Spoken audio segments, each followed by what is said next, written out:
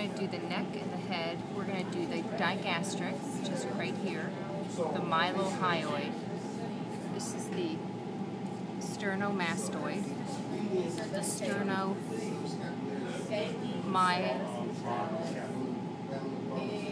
sternohyoid, and this little guy right here is the sternothyroid. And then on the side over here is the masseter.